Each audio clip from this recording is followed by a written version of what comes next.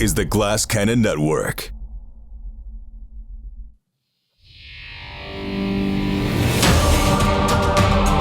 Welcome to Cannon Fodder, a behind-the-scenes look at the Glass Cannon Network.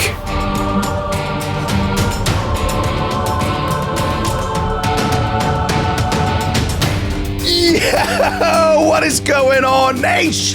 Welcome back to Cannon Fodder. It is Wednesday, December 6th, 2023, and I'm your old pal, Joey O'Brien. And I'm Troy, switching my headphones live, Lavallee. Just happened, man. I went live, and you're not even in the seat. Yeah, you know, I was like, shit, I don't want to wear my big over-the-ear headphones when I've got these cool, lightweight ones, but I already heard the music going. I'm like, this will be fun.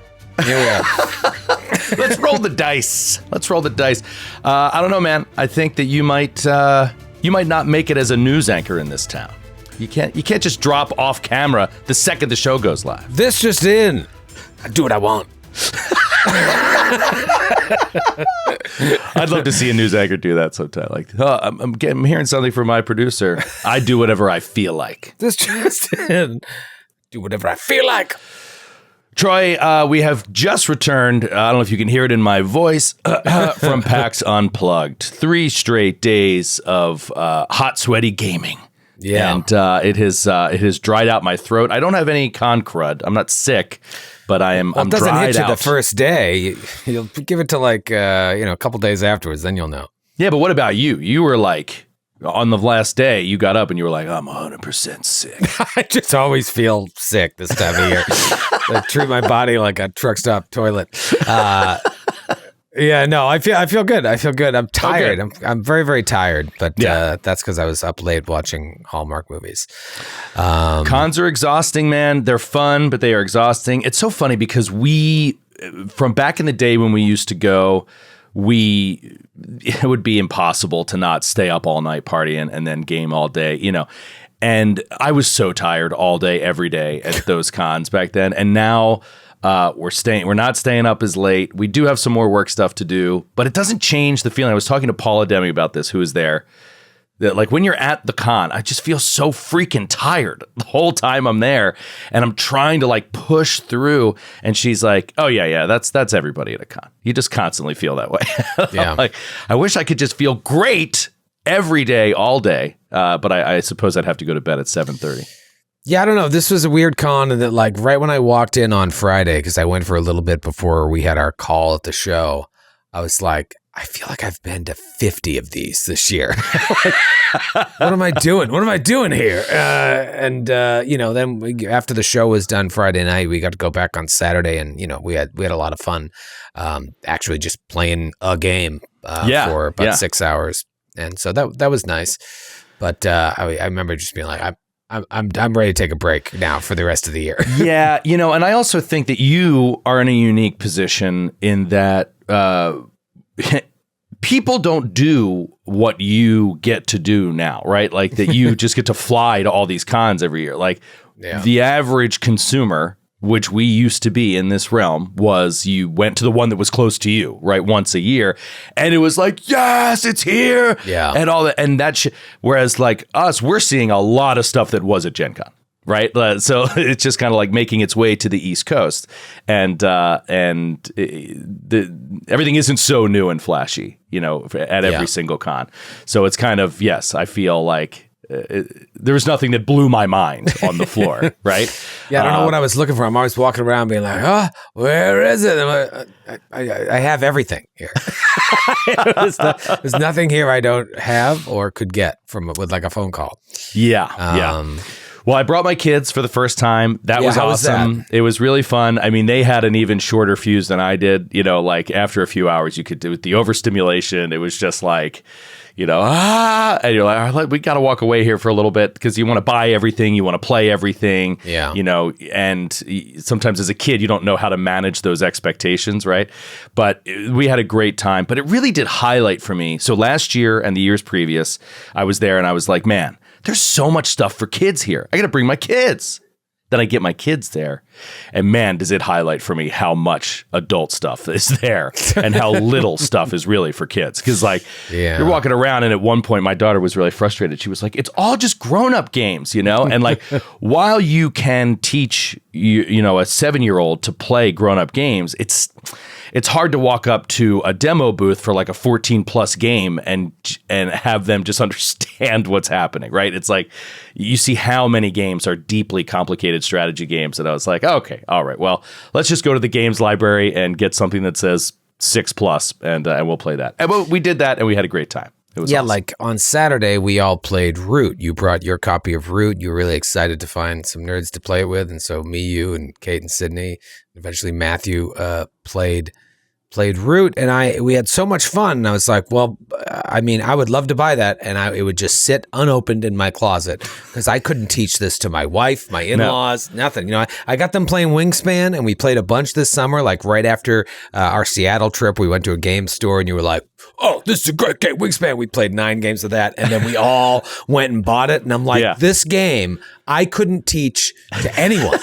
No, for real. It is not for the uninitiated. I joked with a buddy that if I tried to teach one of my neighbors in town here to play it, they might never talk to me again. Or invite me to another board game night, because you'd be like, how dare you think that I would enjoy this? I don't think we could teach it to Skid. No, Skid sat there. I was so funny. Skid sat there. He watched. He asked for all the details as we were taking turns. He was engaged. He was creating emergent story out of it like he always does. He was having a great time. And then Kate was like, I can't mentally play a second game. We're like, Skid, you want to jump in and play? And he was like, no, not at all. So it was just so funny. He was like, no, this sounds miserable. It is really complicated, but great. We loved it. We had a great time. Yeah. The show was awesome. The Philly show was great. Thanks to everybody who showed up there. It was way too hot in that room. Talking to McDermott in our morning meeting this morning, he said, what did he compare it to? So infuriating, man. It's so He said that it was I guess the vibe the venue was going for was 12 Angry Men, Louisiana courtroom in the 50s. That seemed to be the vibe. It must be a corporate policy, because Chicago and St. Louis were hot, but we mitigated it with fans and telling them well in advance. And we asked them to cool it off this time, and it was really cool backstage. But out there, it's just uncomfortable, uncomfortable. Yeah. But beyond that, and they kept saying it's because they're part of a mall and they don't do the HVAC. The mall does the HVAC. It was a whole thing, but that was a bummer. But otherwise, the show was great. Thanks to everybody who persevered and hung out with us in that steamy VIP after party. We're going to hit a couple quick news bits here and then jump right into episode 11 GCP. Of course, we got We Are Stupid, lots of that, little remaster update, and then we'll get out of here on listener mail. So one of the news things that kind of dropped right at the show was the cast dice. The cast dice have dropped. This is something we mentioned in the GCP, if anybody, campaign 2, if anybody picked up on that, but we have negotiated with our sponsor Norse Foundry to create individual dice for every performer. Once again, this time though, new campaign 2 dice, individual gem dice for each player with their own unique custom crafted wood box that has their own engraving on it. Which you got one there? Yeah, I got mine. This is what happened. We had Angeline, who does all the art for our tour, create unique individual designs for each of the boxes. So there's a Kate box, a Joe box, Skid box. And in order to get each person's dice set, it's only linked to the box. You can't get a Kate box with Skid dice. Can't do it. So everything is down to the wire. And our buddies in Norse Foundry were like, we got them. They're ready to go. And we opened them all up at 3:00 the day of the show, and it's everything except Troy and Joe dice. So we're like, it just fell off a UPS truck. Lost in shipping, yeah. Yeah, so the Skid and Matthew and Kate and Sydney dice were on sale at the show. The rest will be putting up soon somewhere. So keep an eye on the store, yeah. And the Joe and Troy dice will be coming. But we have the Joe and Troy boxes. So this is the Troy box. You can see, I don't know how I can do there. It's kind of like a beer bottle with some Christmas. I got to do like I'm teaching a karate class with the opposite hand. It's like a beer bottle with some Christmassy cocktaily things, and the water's coming out, and a D20 is rolling out of it. They're all really It's a very unique. cool design, yeah. And everyone sort of contributed to the design idea, and then Angeline just did their magic. Yep. So look for that. Keep an eye out on the store. They should be coming up soon. So keep an eye out on the web store for those to hit, for those to drop. One more thing before we go into the episode, I just want to give you guys a save the date, Naish. I want you to save the date if you are a fan of Blood of the Wild. Blood of the Wild is going to have a little Christmas party, a little cast Christmas party, because we can't be together. So we're going to get together live between Christmas and New Year's. Save the date, Friday, December 29th. Friday, December 29th, 8 o'clock p.m. Eastern Time. We're actually going to go live on our Twitch channel and just hang out. So we're just going to talk. We're going to talk about this first year of Blood of the Wild, and we'd love to interact live with you guys. So if you're listening to Blood of the Wild, make sure you get caught up and listen all the way up through that week of Christmas, and then on December 29th, we're all going to hang out live. So save the date. More details to follow on that. Let's talk about the Glass Cannon Podcast. Campaign 2, Episode 11. I really enjoyed this ep. I mean, it always seems weird for us to talk about our own episodes. But here's the thing. Cannon Fodder was born originally out of this idea of, we do this anyway. We would always hash out episodes after the fact, say what we liked, say what we didn't. And I really liked how this combat developed, how it was set up. And I think there was a lot of really fun energy and comedy between the players as we were getting into it, just making fun of each other. And you can tell that everybody is really starting to sink in to working with each other, right, in this show, because there's a lot of Sydney always does this and Kate always does this. And so it takes a long time to develop those kind of habits where you can understand how people play and then poke fun, when the situation presents itself. This episode, I thought, showcased that a lot. Let's talk about the encounter to start, which is a dream spider over top of this room that we're in with another Oak Steward.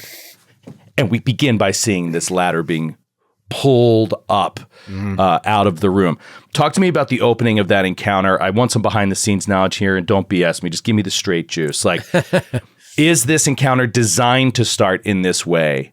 Is there a way that you can surprise them and they don't pull the ladder up, or did they hear us? Did they make rolls? How is this encounter supposed to start, and how did it, if it was different, what changed in our playthrough? Yeah, I'm trying to remember the exact thing that happened, like the core. I don't know if I had you all roll perception, or if I was doing secret perceptions. I can't remember what I did. I think I ended up doing secret perceptions for all of you, basically. Now, there's no surprise rounds anymore as written. I just wanted to see whether or not anyone would notice this happening, the ladder being pulled up. Because as written, it kind of baits you into the room, or waits till you're exploring the room and starts to pull the ladder up. But I figure so that's in it. That's part of it. That was a cool encounter design.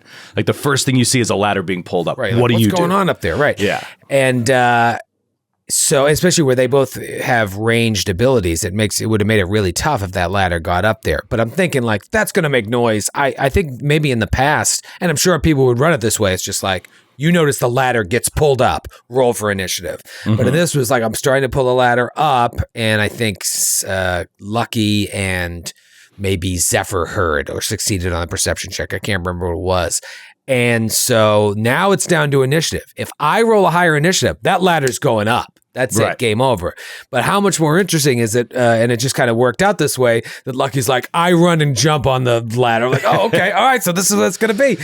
It was great. It was a great little discovery in that moment. And then, of course, it's still kind of a tug of war until Zephyr jumps on, and then that's enough weight to pull it down. And it was very interesting because Zephyr is in a position where she is and this is something that I've dealt with as a ranger in the past.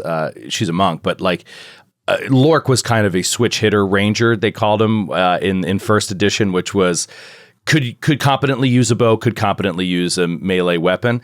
And when you get into these dungeon crawly kind of things where it's all these small rooms, your bow gets harder and harder to use. And in 2e, the volley trait has really it really encourages you to not use a longbow in a 15-foot by 20-foot room. Like, they're just like, this isn't a feasible thing. So Zephyr had stowed the bow, contrary to how she had originally started this whole dungeon crawl. And those free hands are actually what allowed her to jump on the ladder in one action, grab it, and pull it down. So I thought that was cool. Yeah. And she didn't have to leave her bow behind. It was just already kind of strapped to her back. But all right, so let's talk. I'm going to do something here. I don't even know. I just realized this might be a problem. But you know what? I'm committed, and I'm doing it. Committed to the bit. You're just going to have to deal with it. I'm committed to the bit. I want to go on Demiplane and show you a Dream Spider because I found it on Demiplane.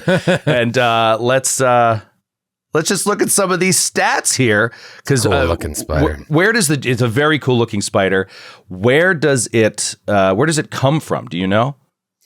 Did it say in the book? Was it from the book or was it like a? Yeah, but that's information you don't have yet.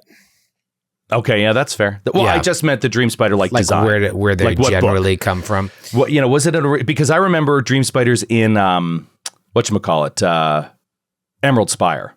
They were in Emerald Spire, so they've been around. But right, so a neutral small animal. Just looking at some of its stats here. I'm reading here. What to see if there's something I can tell you. Yeah, no, you're still trying to figure out how this came to be. But in terms of like the etymology of the Dream Spider, just keep scanning on there. You'll see. A Dream Spider's webs have iridescent blue hues and are infused with the same hallucinogenic compound as the creature's toxin. So this toxin, what it was doing to us was not immobilizing. Immobilizing? No, that was the web. Oh, it was making us stupefied. Yeah, it made you stupefied in that first round, and we can actually put that up, right? So yeah, it's the Dream Spider venom. Yeah, you just jumped out there. It says the Shiver Addicts, like that's where Shiver is made from their venom. Oh, I didn't even realize that. What a cool inset. Yeah, talented alchemist processed Dream Spider venom into an addictive drug called Shiver. Now the difference with Shiver is you start out being like courageous before you start tripping and pass out. Right. But that's this one cool. Here, you just get stupid, and then you start taking poison damage. Yeah, it can be pretty nasty. I've definitely heard of Shiver, but I didn't didn't realize it was developed from Dream Spider venom. That's awesome. Yeah, I feel like you ran a PFS for us a long time ago where we were like stopping a Shiver operation. I remember that, or maybe that was from Curse of the Crimson Throne. There was something where maybe it was. There were these guys that were pushing Shiver. I mean, that's how I know it. Yeah, but it just really surprised me because anything that hasn't been an Oak Steward has been Fey, right? Mm-hmm. And now all of a sudden there's this Dream Spider, and it seems almost like a companion or something, like a druid animal companion. I really don't know what the deal is. Definitely want to find out more about it. But it was I really enjoyed the different levels of the encounter, being downstairs from a spider that is shooting webs down at you and immobilizing you while there's an Oak Steward up there just leisurely casting Shillelagh. It was a very intimidating situation. And then Zephyr getting stuck on the ladder created good things, maybe ranged cover, bad things. We couldn't get up there, right? Yeah, it was tricky. This is what Foundry does so well, is like having the multiple levels. Like when Lucky went up there and I could switch to a new map that only Lucky could see. Yeah. And then it became this like two on one fight, and then we go back downstairs. You guys have no idea what's going on, but Lucky can see everything. It was just really fun, like having different levels. It's also a testament to how cool this map layout is for this first part of the adventure. Like there's just a lot of doors and levels and bridges where you can see other parts of the building, but not inside the rooms. And yeah. It's really, really cool design. We've said it a couple times already in show at this point, how cool the level design is here. And it really does show in this one where you just have like a hole in the ceiling, right? Yeah. And the only way to get through it is the ladder. All right, well, let's get into this because with all the combat, there was indeed some notes from Professor Eric on things we did right, things we did wrong, and some interesting things to discuss. So I'm gonna jump into We Are Stupid here with... I'm going to come right at you, I think. Oh boy. Excuse me. I'm ready. I'm going to come right at you, dude. I got my dukes up. So you, as the Oak Steward, went ahead as Zephyr came up the ladder and you threw an acid flask.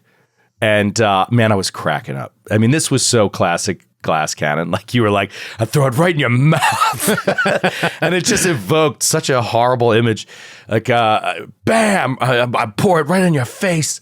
And Professor Eric brought up that the acid flask itself is actually 1 point of damage. You said 6 points of damage, but it's actually 1 point of damage and 1d6 persistent. So that wouldn't have happened at that time. That ticks later. Here's an acid flask on Demiplane. It is I'm assuming it was a lesser, but it deals 1 acid damage and then the persistent acid damage and listed splash damage. So the other question, I said 6 damage right out the gate because I think you rolled a d6. Okay. And you said 6 damage. Oh, that's so weird. I wonder why I did that. And then, if memory serves, so you were unfair to Zephyr there. And then I think, not 100% sure. I'm bringing up Foundry to see why I screwed this up. Because, since this recording, I've dealt with a lot of Alchemists. I've been playing Alchemists on Strange Aeons and Alchemists, or I don't know if I've done more on this, but I've been reading a lot of like lesser acid flasks, moderate flasks, greater flasks, and seeing like how they work. So seeing that I made that mistake surprises me because now I've spent so much time with it. But I'm also just trying to figure out how I fucked that up in the moment. But anyways, yeah, I mean, I definitely know that's how that works. Yeah. Like all of them are different. The Alchemist Fire does one thing, the Lightning does one thing. And there's as properties that are like hidden, you have to, when you read on the page, like the lesser acid flask or the moderate acid flask will tell you what it does, but also all acid flasks do X. And so you kind of have to make crib notes for yourself. I'm just trying to figure out how I fuck this up. Yeah, it's like you said, having a shorthanded notes is going to be very helpful. But the one positive thing it's a little bit negative that you do that damage technically too early. But then I think that you didn't mention it on Zephyr's next turn, right? So I don't know if you forget that there's this persistent damage, but we have to forget or remember the wash. that's out there. Yeah, exactly. It comes out in the wash, so we're all good.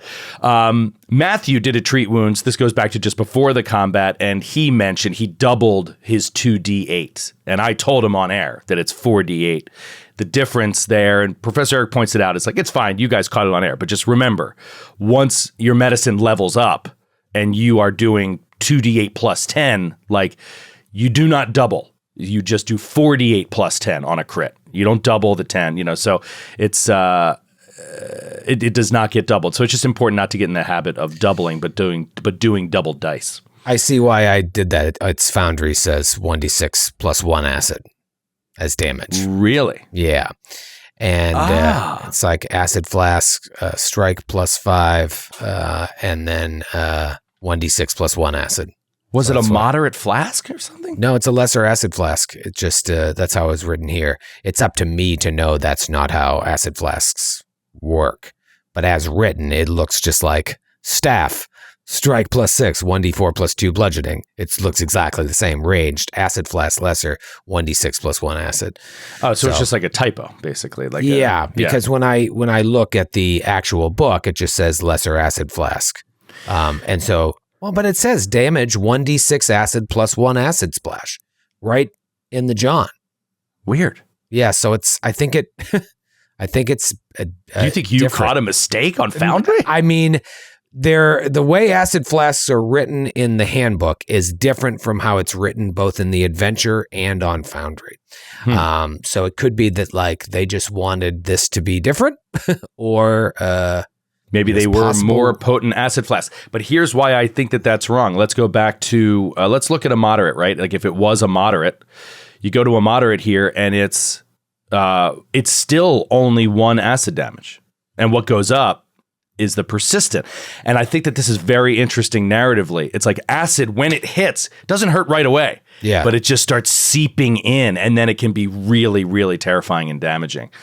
So as it levels up, it still is only doing more persistent damage, not more initial damage. Yeah, no, it's always 1 damage, and then it's more splash and more persistent. But yeah, we may have caught a little error, or maybe they just wanted to call it something else, like call it an acid envelope. Spider pea. Right, spider pea. Flask. Okay, cool. Well, I'm glad we squared that away. That's good. I'm glad that you stayed persistent with it too. You were like, I know I didn't make a mistake. No, I didn't make a mistake. I'm not stupid. You're stupid. You're stupid. The book's stupid. We're all stupid. Okay, let's do this. All right, so this was a big chunky one that we kind of debated in the episode. If you recall, it was, when do you make your save for poisons?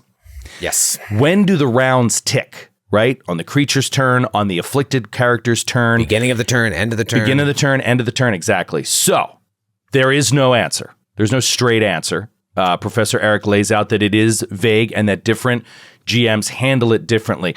There are a lot of GMs who handle it as persistent damage to make it easier. It occurs on the afflicted creature's turn, at the end of their turn. The downside of that is that you can have the first 2 saves of that poison be a little bit too close together, right? So if it's like you do the first save and then you're the next character to act, what you have to do that again, right? Like, it should tick on the creature's turn, because then a whole round goes. Exactly.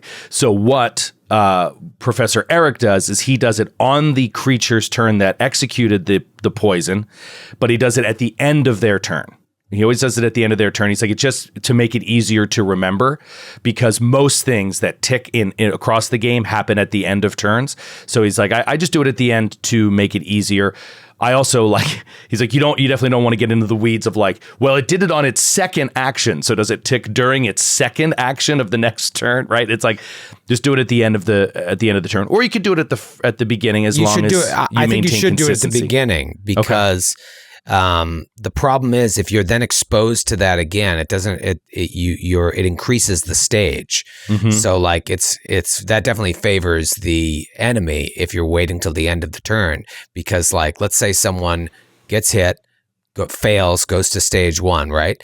If you now comes back to the creature, if you don't do the save again at the beginning of the turn, and that creature bites you again, hits you, you have to then roll again right away, because you've been exposed to the poison again. You could be taken to stage 2, and now you make your save at the end of the creature's turn, and it brings you back to stage 1 when you should have been cured. Whereas if you do it at the beginning of the turn, let's say you fell to stage 1, and then before the creature goes, roll your save. You're cured, and now you get attacked again, and you get exposed to the poison and fail. You go back to stage 1. So it definitely favors the enemy to wait to the end of the turn. But I think the spirit of the game wants you to do it at the beginning of the infecting creature's turn. Yeah, the main reason he says he does it at the end is because it's easy. It's just easier to remember. Sure. Like when it gets to the creature's turn, you sort of do. You're thinking as a GM, like you have so much in your head, and it's just like, all right, let me execute this creature's actions. Then at the end of its turn, what's the cleanup, right? Yeah. Like what are the cleanup steps? Sure. That's the only reason. So yeah, if you remember to do it at the start of the turn, then yeah, I see no reason why it shouldn't be that way, as long as it's maintained in that consistency. Okay. Yeah. And so that's it on that. I think that's a good thing for us to try to remember is tick afflictions on the start of the creature's turn. The other reason he said, this is a good point, that GMs do it on the character's turn, the one positive of that, doing it on the afflicted character's turn, is that you as the GM do not have to continue to track a dead creature's initiative for the ticking of the poison. Yeah, right. Right. So that can get you in the weeds a little bit. If you're like, all right, I want to get this off my initiative board. This creature's dead. Like, remember, you can't do that. Like, you have to, that creature's initiative matters. I wonder if there's just a buried rule that we're all missing. It's like, it seems strange they wouldn't have outlined something that's very, very important. It's funny. I don't think that's weird at all, because we have these discussions every week. Do we? On the vagueness of the rules. Yeah. That seems like an oversight to me, not like you do what you want. Like this is like all 3 of those options that we've given, beginning of a character's turn, end of a character's turn, beginning of an enemy, all have like wild swings in like the difference of how things affect. Will play out. Yeah, maybe the remaster has. Hey, comment on the YouTube video. Yeah, let us know. If you know an answer that we're missing, yeah, please write it on the YouTube video. We'll find it. That would be awesome. Yeah. Okay, let's talk about Disarm for a second. So Lucky wants to disarm this creature. And this just creates a bit of a shit show, which I love. I read something so funny about this, and I don't know if you're going to bring it up, so just remember, if you don't, I'll bring it up. Okay. It's just like a Sydney thing that I don't blame her for. It's just so shitty. I'll just say it, that the thing says that it's used to disarm, but the weapon doesn't even have the disarm trait, so she can't use it. Yes, this is exactly what I was going. Well, one of the things I was going to say was, and it's so funny you mentioned that because I was going to say exactly that. I was going to say exactly that I don't blame Sydney. Yeah, so I know. If you go to the Khopesh here on Demiplane, it's this curved sickle sword has a pointed tip, allowing it to be swung like a hand axe or thrust like a short sword. The tip of the Khopesh is usually hooked so it can be used to disarm an opponent's shield or weapon. That's a real oversight. And yet you can't use it to disarm an opponent's shield or weapon. What it does have is the trip trait. For whatever reason, you could use this weapon to trip with the athletic skill. Anyway, it seems like an oversight for sure. It's certainly not. It's definitely Sydney's an oversight. Fault. Yeah, exactly. The weapon traits right here: trip. It would have to have the disarm trait to allow you to use it to disarm. So now, funny. you could, I believe, technically use it to disarm, but you would have to have a free hand. And as a 2-weapon fighter, she doesn't really have that. So she really needed a weapon with the disarm trait. A couple other things during this encounter. And this is where we'll bring up the remaster, because if you recall, one of the things that I complained about was, and we dealt with this in the was this Strange Aeons? Yeah, it was Strange Aeons, right? Where we were dealing with the disarm in the God scenario. Sorry, I'm looking at this. I go, I'm like, there's got to be something wrong with this. So the disarm, the disarm action, you have at least one. The requirements are you have at least one hand free. The target can't be more than one size larger than you. Anyone can do that. Yeah. The only thing the disarm trait gives you is that you don't have to have that hand free. Right. So I don't think it's an oversight. It's just a weapon that can be used to disarm. You got to do it. You got to have a free hit if you want to do it. I think that it is absolutely an oversight. I don't think so. Why would you write the tip of the Khopesh is usually hooked so it can be used to disarm an opponent's weapon or shield and not have it have the disarm trait? Because the disarm trait just allows you to do it without even if you don't have a free hand. So then why don't you write you can disarm an opponent with a short sword in every short sword description. It's just like this one's really good for it. It just But it doesn't isn't. have the trait. It has it's no different than a dagger, right? In terms of mechanically how it works. Maybe with disarm. most people don't have a Khopesh and another something else in the other hand. They're just because they know this thing is really good at disarming. But it isn't. It has no mechanical benefit to disarming. It is strange. It's very But I just want to strange. make sure we made that clear. You can still disarm without a weapon having the disarm trait. I said that. I said that. I think while you were reading, I said that, and it's just that but her being a 2-weapon fighter, that's what makes it funky, right? Yeah. If you just did it with, if you used the Khopesh one-handed, you could disarm just fine. What if you threw one weapon up into the air and it's spinning, and then while you second action to this third action, grab the weapon? I'm going to suggest that she do that with Lucky at some point, because that's pretty fucking cool. If she asked and you were like, yeah, use one extra action to do it, that sounds dope. That's pretty badass. That is pretty. It's like And then lands Assassin's right back Creed in. shit. Yeah. And then she kicks the weapon away because she just crit. Because speaking of which, you have to crit to disarm the weapon, and this is what drives me nuts. Now, I agree, completely agree, that just rolling a successful athletics check would be overpowered to just knock a weapon out of somebody's hand. I mean, it would just be encounter breaking, right? I get that. The way that the disarm originally worked was that it gave the creature a -2 circumstance penalty to attacks or other checks to grasp the item, and you a +2 circumstance bonus on further disarm checks until the start of the creature's next turn. And it was until the start of the creature's next turn. So that means you have to have the extra actions to try to disarm again, which, by the way, I believe has the attack trait. So, right, you're taking the map on that. Or you have to have an ally lined up to follow up your disarm with a disarm right away. And that person still has to crit before you're going to actually knock that weapon out. So it makes it kind of why are we even going to try? Well, one update to the remaster, which makes things a little bit more interesting. It's not completely swung the other way. But they added a very important line. The creature can end the effect by interacting to change its grip on the weapon. The penalty lasts as long as the creature holds the item. So like it doesn't reset at the start of the creature's next turn. They have that -2 circumstance bonus to all attempts to a disarm until they spend an action to right the weapon. So that's a little bit better. It forces the creature to have to waste an action or be at risk of having it disarmed, even if it's after its next turn. So that's an interesting tweak that they made to disarm. I like that they made it so that you've really got to let's all try to disarm and make it so that 19 people have to gang up, because disarming sucks. It sucks. Like it was so easy in Giant Slayer for Baron to just shoot a sword out. Yeah, that was a gunslinger thing. Yeah. That was just preposterous. I let's make it as hard as possible to disarm, and I'm fine with that. And then the thing that I think that in the moment we were overlooking is that -2.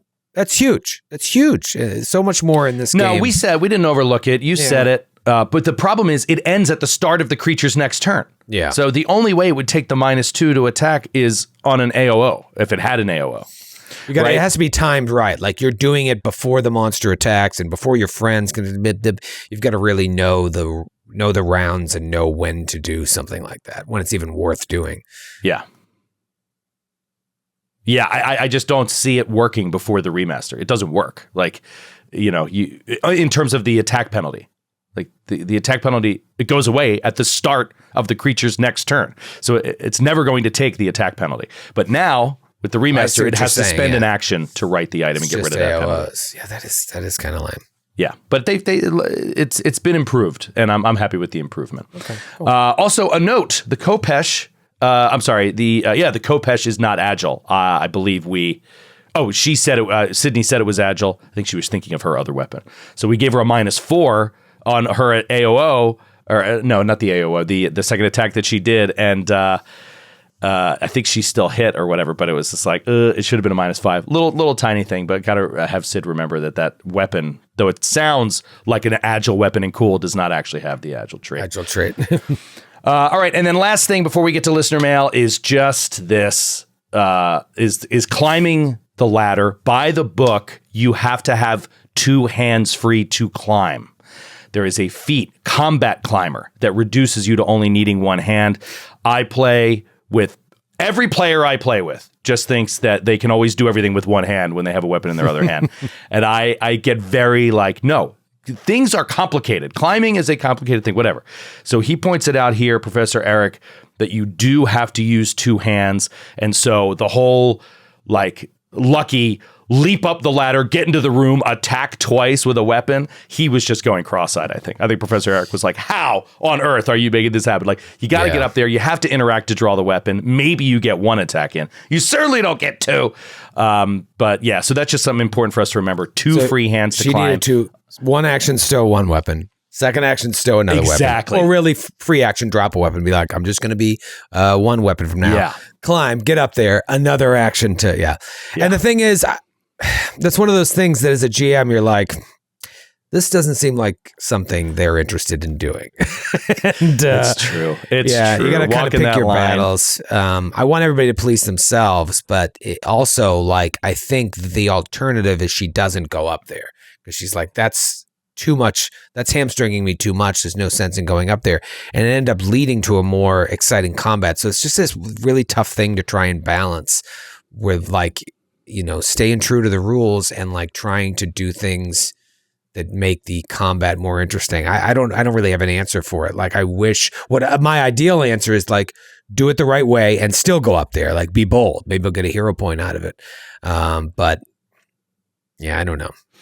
Yeah, it's tough. I feel like this line that we're always walking with 2E, with any game this tactical, with rule books this dense, with movement and interact rules that are this complicated, you have this worry and concern of it constantly stripping away fun ideas, right? It being it's grinding.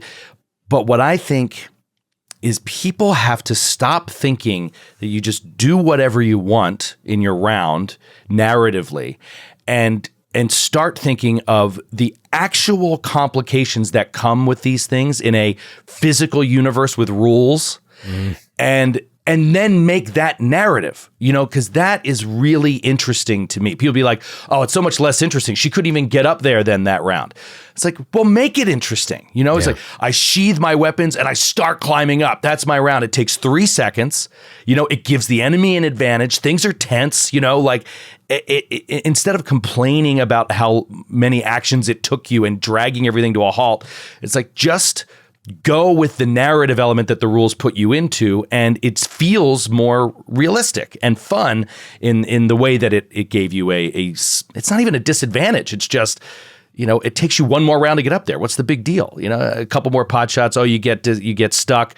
Well, then it creates even a better show. Right? Like if now 2 of them are immobilized, how are we ever going to get to these people?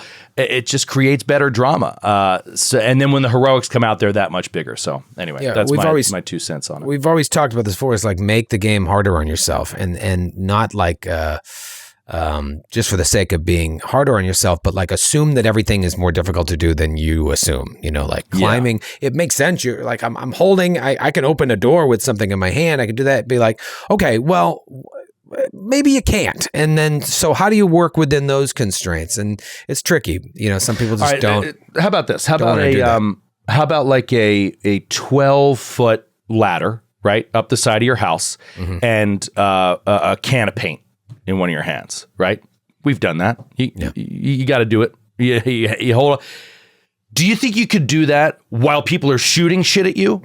Right? Like in the harried hecticness of combat, do you think that you'd have a good grip on that ladder and would fly up there at full speed? You know what I mean? Like even I have to go half speed when I'm holding something and I'm not having arrows shot at me. So I do think that this is an interesting, that's why there's a feat and it's called Combat Climber. You know what I mean? It's like, how to climb in combat. So that means you can do it with one hand. You can do it easily.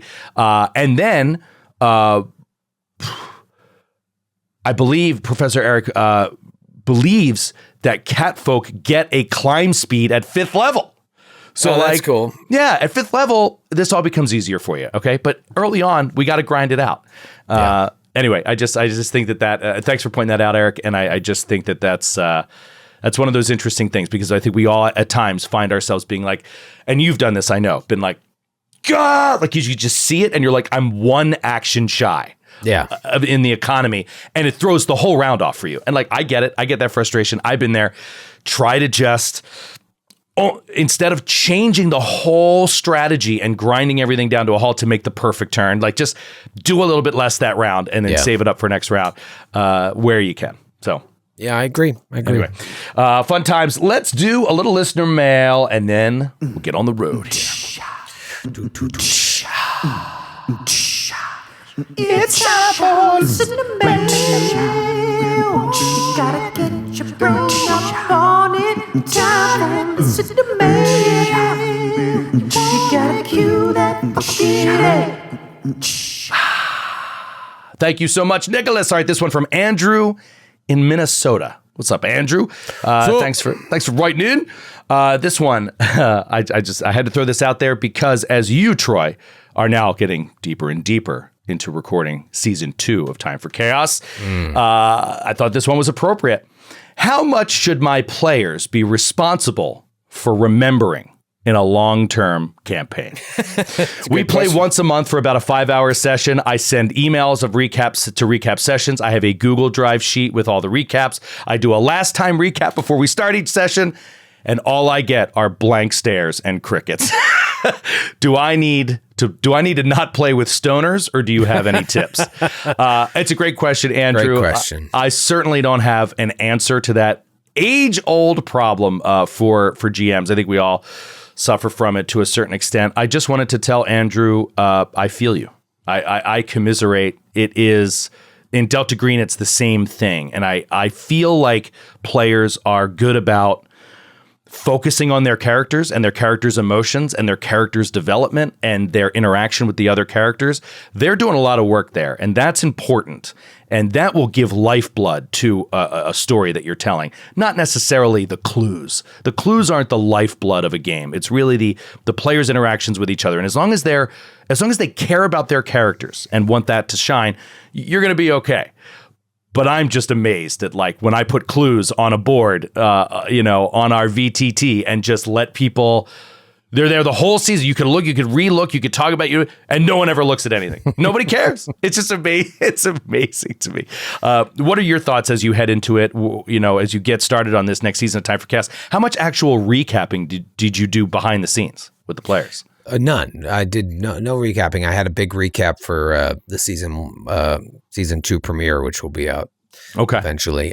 So I did a big recap. Did it like on air? Yeah, on air. And like I have the added benefit of Michael, who works with us, is backstage for every recording and like is writing recaps of the stuff that goes out to the players, or he'll send it to me afterwards, and then I'll like add a couple things, rewrite it a little bit, and I'll send it to the players after each session just to remind everybody, oh, you took this. I mean, it's great. Michael will be like, you took this much sanity, you were indefinitely insane, or this or that. Wow. Here's some things that you learned, and some books that you found. Here are the names of those books and everything. And so it's great. It's actually very helpful for me. Even as I was preparing for season 2, I would go back and look at like old recaps and be like, hey, who found that book? Who started reading that tome? So it's super helpful. And like when I look at the VTT that we have for Time for Chaos, there's so much shit there. I mean, in episode like 6, once they got to New York, it was just like a dump of 12 news articles. And I always think like, anybody ever go back and read those? There's a lot of stuff in there. But then it's not like I'm sitting there poring over the Get in the Trunk one, so I have to practice what I preach. Yeah. It's tricky. It's a lot of information. I just came to the realization a long time ago that everyone engages in games in different ways. And some people are really into being on top of their studying and other people just want to play games and I forgot about that. And I think that like I've kind of fallen into that as a player because I don't play anymore. Like there's a part of me that always wishes I could start over again at like a first level character and really like first day of school, I show up with my pencils sharpened and I'm all right. I'm taking excellent notes. But like stick with it. And I don't. And it sucks. So I can't ask the other players to do that as well. But it is frustrating. That's why I've also gotten used to just like when I throw something out there and see like stone face reaction, give it a moment and then be like, now if you remember, you spoke to someone because like I'm not going to just not like punish you because you don't know how important this information is. That was going to be my next point. It's yeah, and I think you said it even better because you took it to a higher level of gaming in general, which is a very important note. People don't all play games the way you do or the way you want to, meaning you, the Royal, you, all GMs out there, the way we approach it. People don't care about the same things necessarily that you care about, and you're in the business of catering to your players in some way. Like, yes, I do agree that they don't necessarily have all the power. However, you're the captain of that ship, and if you don't want a mutiny, you got to kind of meet them halfway. And if they're the kind of players that just want to show up and play, maybe you don't do a campaign. You know what I mean? Are you doing a long-term campaign because that's what you want? Is it something that they really want but they're not doing the work? I mean, that's tough. That you got to deal with that. But maybe you could play these same characters over the course of modules, right? Like moving through modules that have shorter times that you have to remember certain details, but you still get the process of improving and leveling up your character. Character advancement is still part of it. I think, you can kind of go that way. If not, then you got to do what Troy says, which is, and I do this plenty in Delta Green. Like, this is the person that first talked to you at the blah, blah, blah. You read this name in the city registrar's office on the back of a blueprint of the building. You know what I mean? Like, dude, Nick Lowe in Legacy of the Ancients is uncanny with his note-taking. He's unbelievable. He has fun doing that. Yeah. One of the biggest things that gets him geeked up is scrolling back and being like, wait.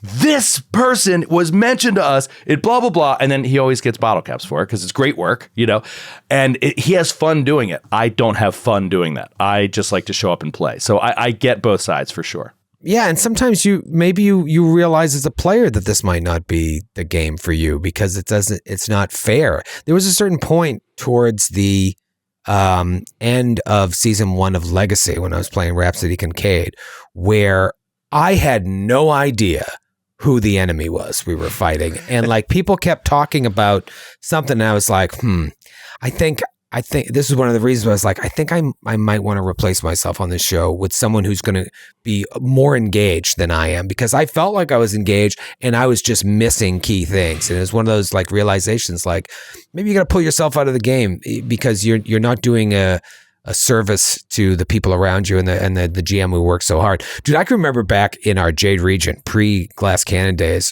having a night where I was like, you guys realize how hard I'm working to prepare this? And you guys are just like half-assing everything. You have no idea what's going on. You're not prepared. Yeah, and I'm like, okay, now we can move on with playing. I just needed to say that. It's not like anything really changed, but sometimes you just have to like have that outburst. It's hard as a GM. You feel like you're constantly like working your ass off to create this great stuff. And it's one thing if you don't get reactions because when you do your little GM scene, but it's another thing when you're like, how do they not know who this fucking guy is? We've been talking about him for weeks. But you can't get mad. You can't get too mad about it. And if it's just one player who's like always the one that's like, who? You gotta decide for yourself. Does it bother you enough that you want to address it, or do you want to move on? And addressing it could be, getting rid of that player, or sitting down and being like, hey man, how do you? I feel like you're not really paying attention. And they might be like, no, I am. I'm really enjoying the game. I just hate taking notes. Yeah. I think that might be it too. The key there is you don't necessarily need to say, what's going on with you, man? Blah, blah. Even though that's what you're thinking, 100%. What you need to say is like, what do you enjoy about this game? Like, why do you want to play? And that's the only question you need to ask. And when they lay out what they like and what they want to do, then it's clear. You got to do more of that, less of the other stuff. If you got players that don't care that much about all the details, do less work. Yeah. Handhold them, railroad them in certain places. Who cares? Because if they're not going to do the work, you don't have to do all the work. It's kind of an interesting balance. But I do like the idea of shorter form adventures with the same characters. The heroes who move from town to town doing these different missions, PFS style, can rid you of some of that need for remembering long-term details. But anyway, Andrew, thank you for the question. We get it. We certainly get it. Yeah. I'm sure there's a lot of GMs out there that do. But players going to play, man. Players going to play. Players going to play. It is what it is. All right, that's going to do it. That's going to do it for us this week. Let's get on out of here and I don't know. Get back to work. We actually have multiple things that we're working on. I'm actually doing some reading right now. Exactly, this week that we can't talk about. Reading. But if you're watching the video, you might see some deets. All right, guys, big week this week. Behind the scenes, we'll have more details, hopefully, for you very soon on Fodder. Until then, have a good one, everybody, and we'll see you next week. Bye. Merry Christmas.